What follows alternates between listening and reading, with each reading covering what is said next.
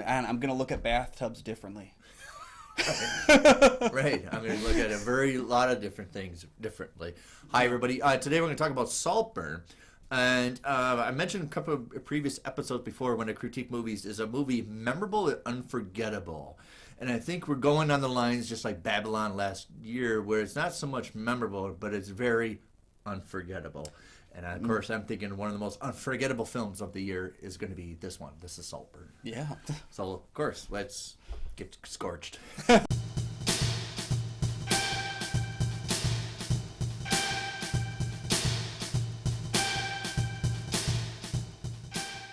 Hello, everybody. I'm dancing naked through the house, Kyle Goethe from GoatFilmReviews.com. I'm desecrating a course with my pants off. Okay, I'm Nick from the St. Paul Filmcast. Thanks for finding us. Thanks for watching. And for our loyal fans, thank you for continue to support the show. Hey, both Kai and I are members of the Minnesota Film Critics Alliance, of course.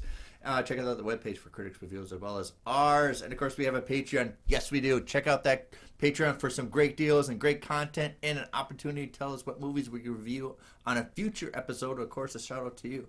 And today we're talking about one of the last entries of the year here, Saltburn. Yeah.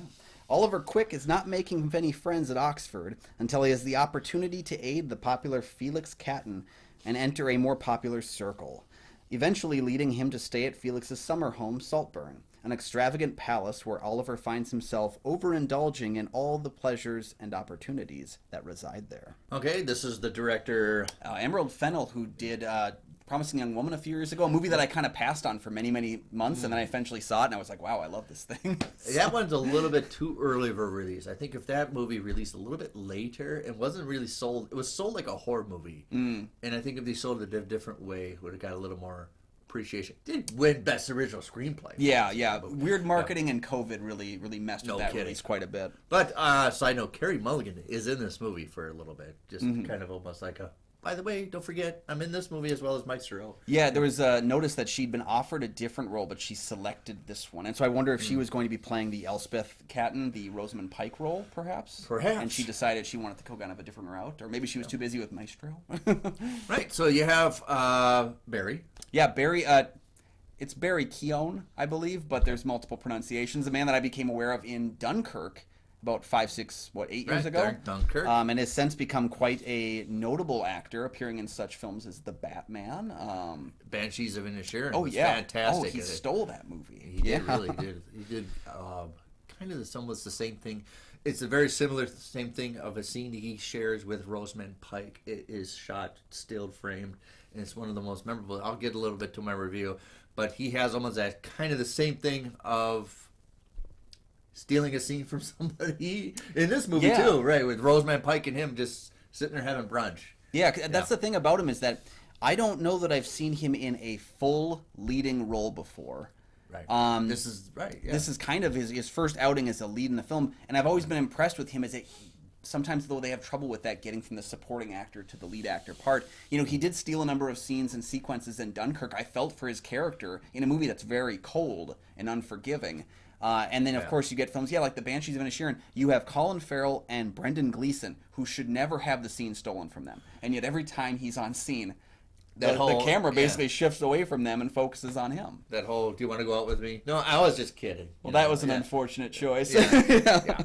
All right, so rounding out the cast, we have Richard E. Grant. Of course, you have some other well-known people that are... So, Jacob Elordi plays Felix. I'm aware of him from his short performance in the film The Mortuary Collection, but he's also the exploding guy who plays, of course, Elvis in the new film Priscilla. He was also in Euphoria, the HBO series that quite garners a lot of controversy, I guess. All right, and then kind of some new fresh faces as well. Yeah, the film features Alison Oliver. This is her, I believe, her feature debut for a film. She's appeared in some of these smaller kind of miniseries like Conversations with Friends and Best Interests. We also get Archie Madekwe, who we've talked about previously because he led Gran Turismo. Oh, shoot, yeah. And he also appeared in Beau is Afraid in Midsommar. So he's gotten some of those kinds of things. That was the RES run. Yeah, right. And I honestly, I did not realize he was in Beau is Afraid, so I can't wait to watch that movie again because I loved it. I didn't see him in the movie, so... I have to watch this one. I was kind of afraid to watch Beau is Afraid. All right. All right. To set up the establishment, is this based on any other source material, or is this an original screenplay? This is an original screenplay from Emerald Fennell again, and she's been doing a couple of other smaller or screenplay additions for other directors. I was kind of waiting to hear about the next like Fennell film because I do think she has quite an eye, especially after seeing Promising Young Woman. Yep. And it's neat that her kind of tone and the way that she directs a film is very blunt force object. Yes, and it's purposely so. I feel. Yes, it is very blunt and delicate. I would say at the same time. She definitely has that kind of style. I'm going to say right now, this is going to be nominated for Best Original Screenplay. I think original screenplay, yeah. I think there's a lot of people that are pushing for things like Best Picture, and I don't see that at all. No, because I don't want to attach to it because it's very different animals, but I'm signing this almost like it's Babylon of this year. I was thinking the same thing. Where it's just for the film lovers. I really enjoy this movie, and not for the things that people are going to appreciate for that. But it is shot wonderfully. Yeah, well. From a technical side of things, it's gorgeous looking. Yeah, the lighting there's a number is of great fantastic. edited sequences to it. Yeah. I think the music was wonderful. There's a lot of things that I can praise about this movie. Yeah, and I just don't. It's not going to get the echelon up there for the Best Picture, but I think that's going to be one of these movies that people are going to be talking about 10 or 12 years ago and rediscovering, like, what is going on? Yeah. All right.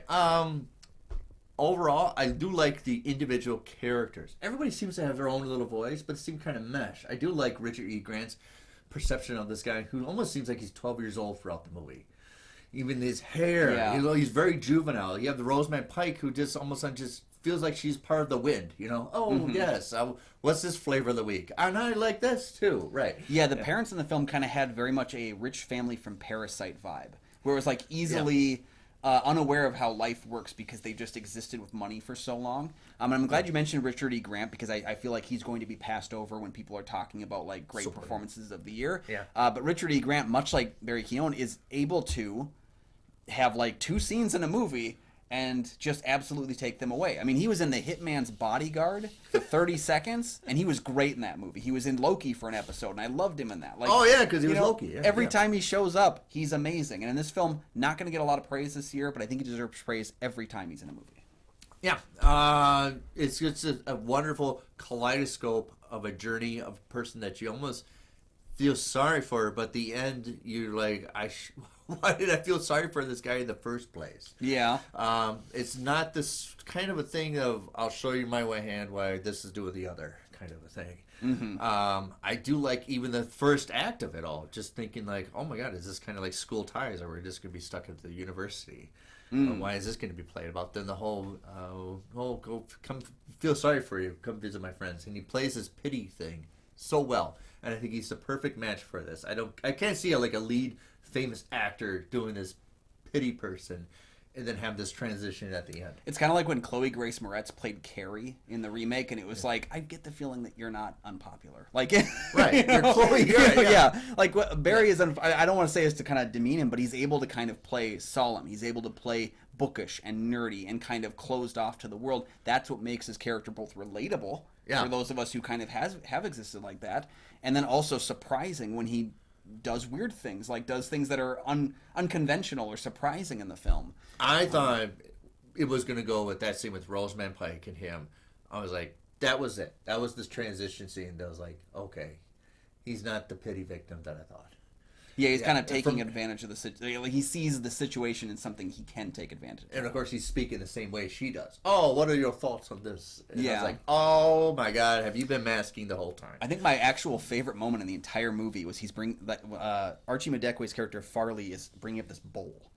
And he's like, this is ugly. What the heck is this thing? And as he's doing it, Oliver comes in and kind of describes the bowl and talks about who made it and everything. And that catches Richard E. Grant, Sir James's character, off guard. And then they do that little flashback to him looking through the Saltburn book and looking at all the art pieces. And it's like, that was a moment that reminded me of like the Talented Mr. Ripley, where it was like he was inserting himself into that world. Very like a mixture of Parasite, Babylon, Talented like Mr.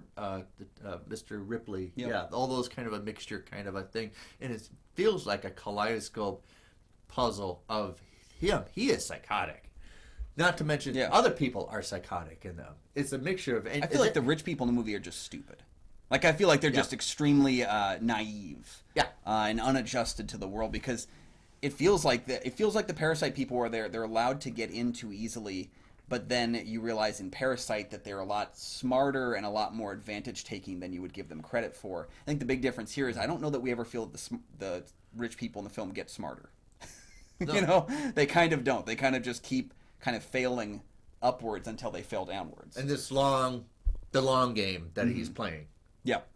We get to play it out. For my personal, this is my personal flavor. Comment down below if you want.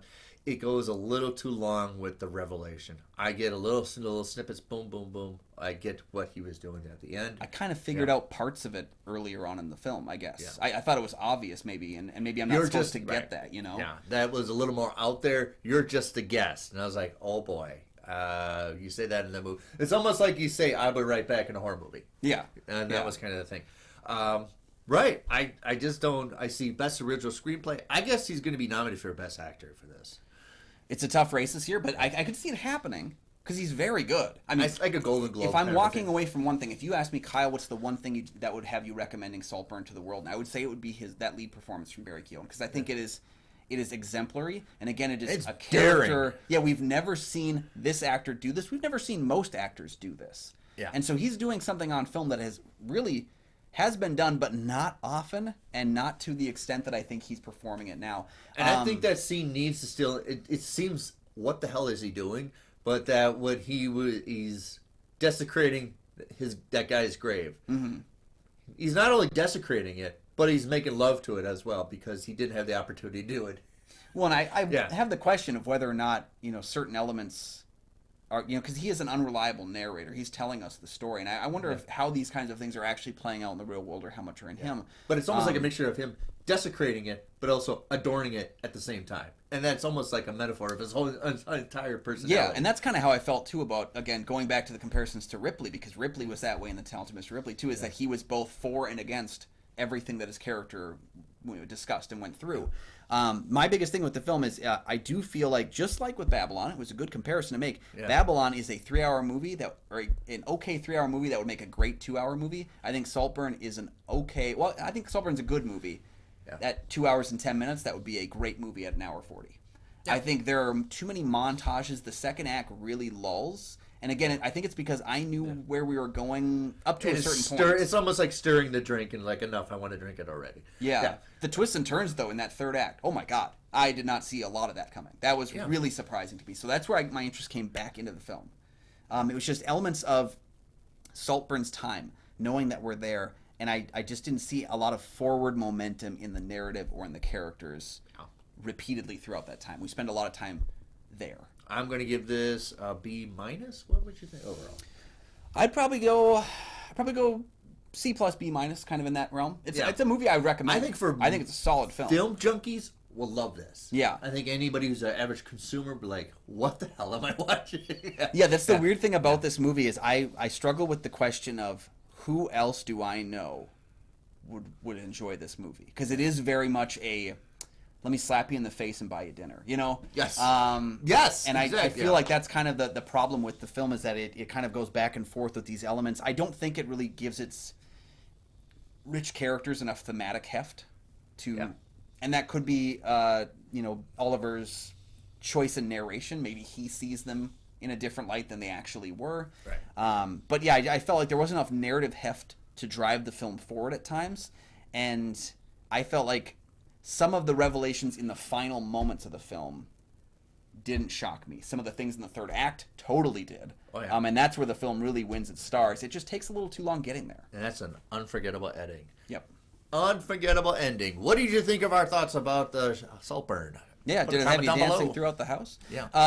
Yeah. Everybody wants to dance through the mansion, right? It's almost like with Homer Simpson and when the apocalypse happens, he's in church with the clothes on. Oh, yeah. Yeah. Well, you got to make a choice. You got to make a choice. You got to know what party you're going to. Yeah. So, yeah.